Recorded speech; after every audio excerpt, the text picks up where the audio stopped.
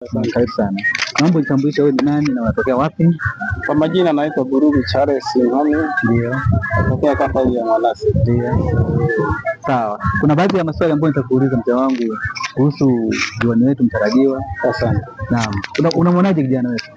Kijana navyomwona ni mpambanaji, atajituma. Kwanza tuangalie hata leo mfumo wake jinsi alivyo. Ndio. Kimazingira hata kwa muonekano wake tu kwanza ni mzuri.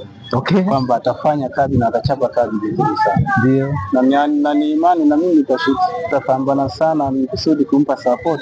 Ndio. Kama wananchi wa Mwanasi. Sawa sawa. Ni kusudi apambane. Kwa mfano leo amenifurahisha sana. Ndio. Kwanza ameongelea majambo mengi sana. Kwanza ameongelea hospitali, ameongea na hii mikopo ya mama Daktari Samia Hassan. Okay. Kwamba kuna mikopo ya vijana.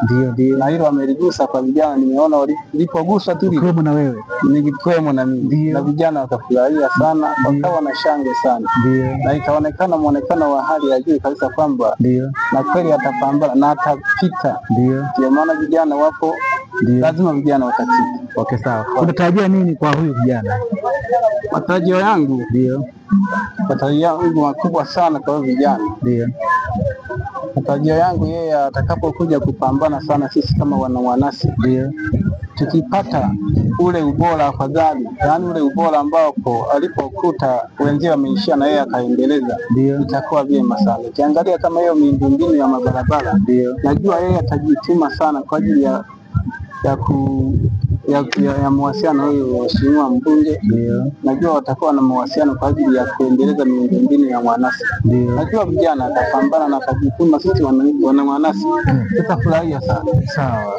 Kwanza mimi nikiwemo kama mwenyekiti wa serikali kijiji. Okay. Lakini na mimi nitampa tu support endapo vijana tutakuwa na uhitaji.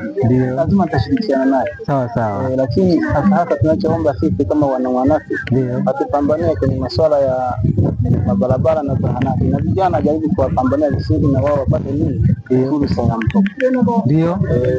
Basi mzee wangu, shukrani sana mwenyekiti na karibu tena. Haya, asante. Karibu sana.